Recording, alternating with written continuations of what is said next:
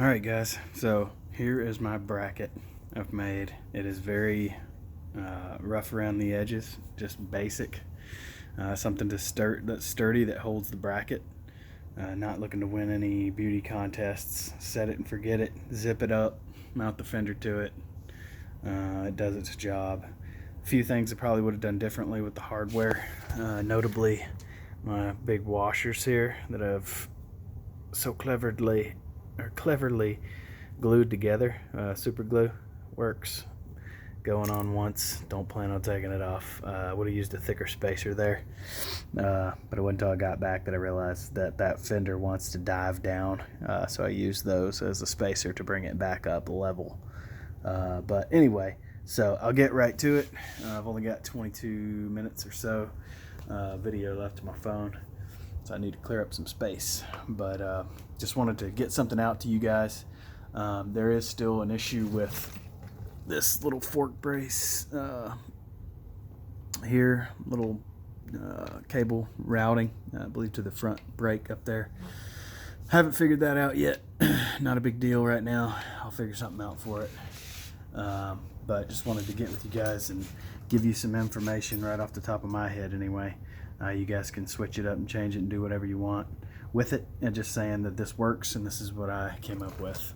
So there are two holes that go through this fork brace, as you can see, and they are located right there. Okay, so if I come up underneath here, you can see the bolt come up. It's got a washer down in there with it. Put a washer down in there, and this is sturdy, right? This one is not. That's why I put this threaded sleeve on there, and that will make it sturdy, like this one over here. All right, so I'm gonna set it up and get to work. I may make a mistake or two. Forgive my mess. Wife collects decorations like it's her job. Every year we get new decorations, and we never get rid of the old ones, it seems, so they're all over the place. But I digress. So I'm gonna go ahead and zip this dude up there.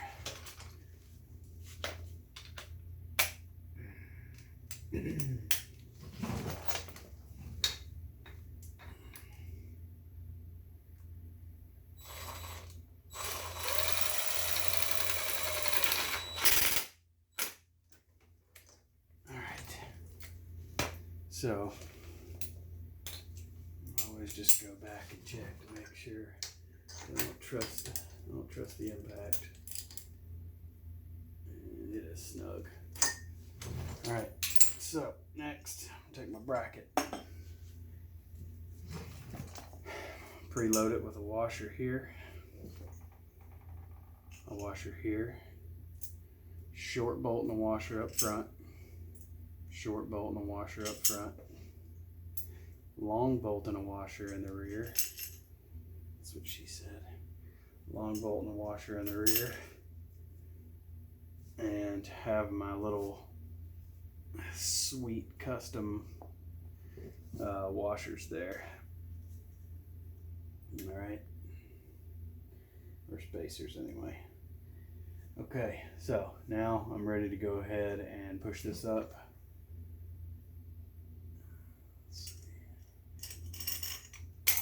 Glove, and you want to put those in there like that because obviously you can see now, since I'm up flush against this brace, there's no way I can put those bolts in there, for any of you that might have been wondering. All right, so now I'm going to take a washer and a lock nut, and I'm going to go ahead back to the backbone of what's actually holding this bracket here. Okay, that one's on. Man, I about let it go, didn't I? Washer up there, lock nut. Please use lock nuts. Okay, let it go temporarily. I think these are 11s actually.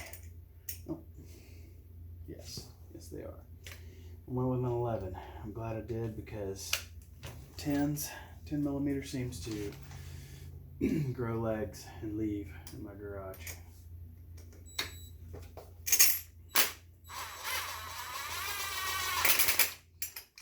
Zip that one up there. I walked them up last time together, but it's got enough room to play, so.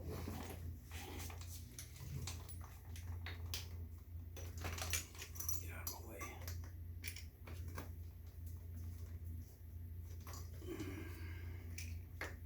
I could come around to the other side, but I like to make things difficult. Okay, so you are done there. Again, quick check to make sure they're snug. Helps if you got it where it's going to make it tight and not loose.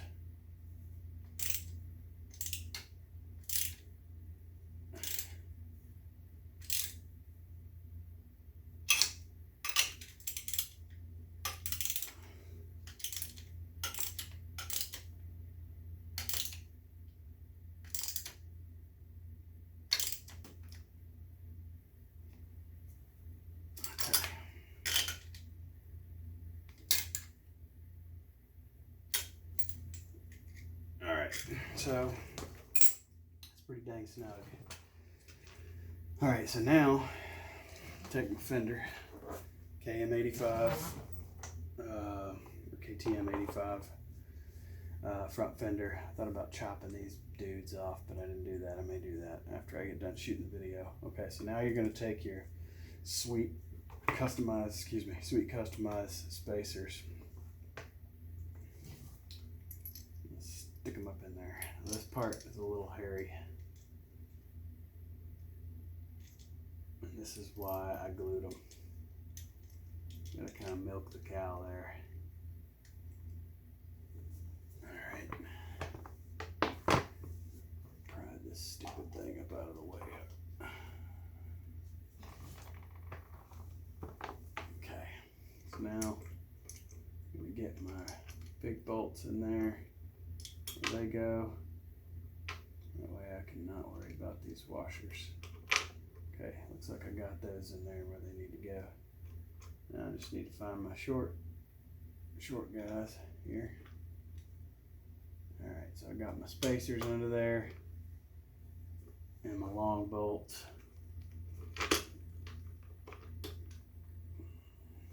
Looks like I need to get my trusty flathead. Find my big bolt there, push it through. Come on now. Alright. I think I got her. It's a little bit of finagling. But it works. Again, you're not gonna see this thing.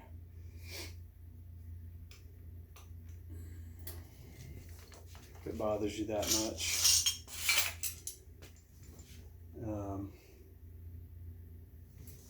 Then you can make changes as needed. Okay, so I've got my bolts protruding through there, long in the rear, short in the front.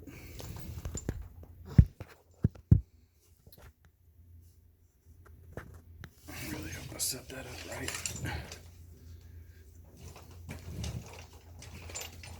Get this secured. All right, I'm gonna go washer there.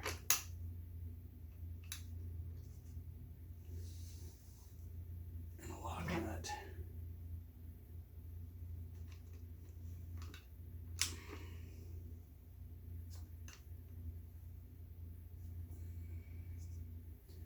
Should have used the other end. There we go. Rookie.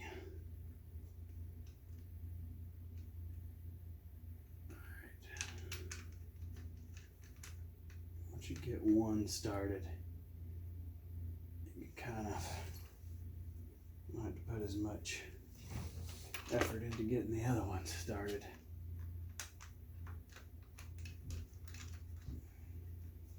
All right, so I got 2 on there. Okay. Washer, lock nut. These rear ones are a little bit different because you can't really get a good turn on those lock nuts. So that's where you gotta kind of finagle it a little bit, get it started. You can get it started just enough to where it's gonna spin, and that means it's gonna hold. So it's threaded. It's just not got a whole lot on it. But the idea is to get it on there, and that's what we're doing. All right, so I've got them to where they're spinning. Now you got to tighten them up. So there's a couple different ways you can do this. Those are actually 11 millimeter bolt heads. My 11 millimeter wrench is pretty fat. Make sure that you can see what I'm talking about here. Yes. My 11 millimeter wrench is fat.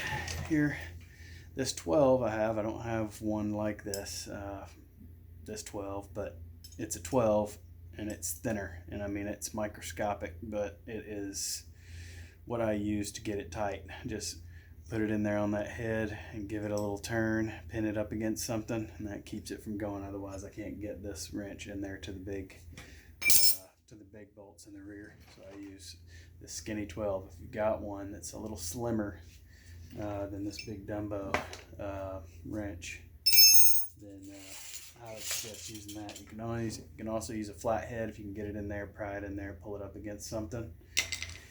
Yep. So kind of ghetto, I know, but it works, man. All right. So go ahead and get this front one on here.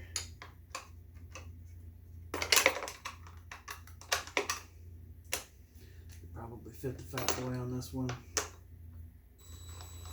That's right, I forgot. It's freaking 11.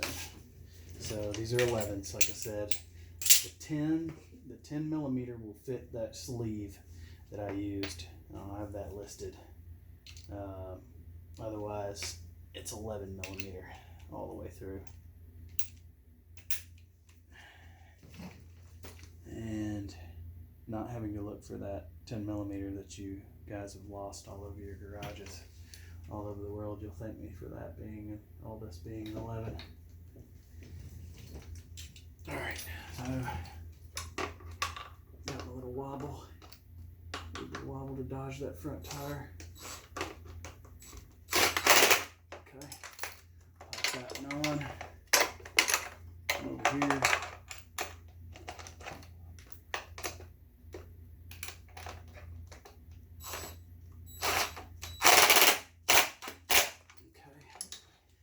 That one on. All right, now, so this is the difficult part. It's just getting, it's not really that difficult, but it might take some finagling.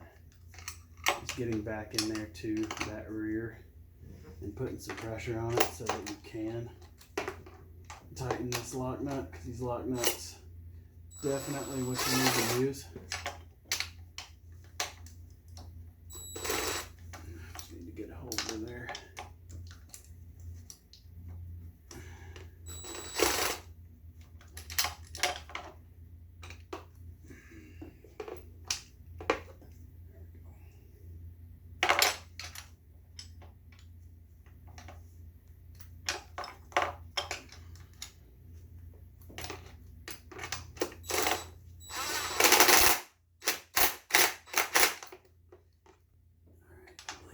That one.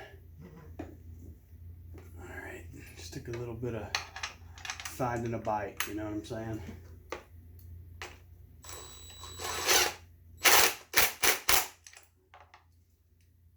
All right, so I definitely got more of a bite on that one than I did on this one.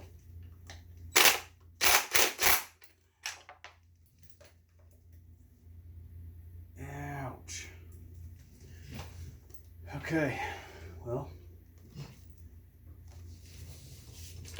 so that's how you mount that front fender up. I'm gonna post up details on this. I'll take this in a bit. Looks like I still got some time left. So basically just went ahead and zipped those up. I'm sorry for the quality here. Zip those in. Looks like I got way too much bite on this one over here, but no big deal.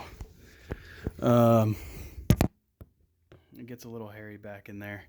You might cut these guys off of your fender. That's probably what I plan to do, at least that top nipple there. Provides a little bit more space for you to work in. But I mean, it's secure. I plan on probably cutting them off. And anything that protrudes really under here, I should probably have more bite on that. Yeah, I definitely should. Okay, so this guy needs to come down. Glad I caught that. So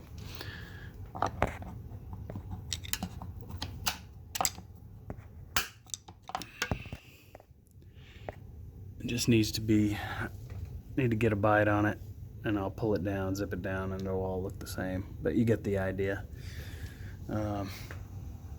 Yeah, so that's the front fender. Good and snug.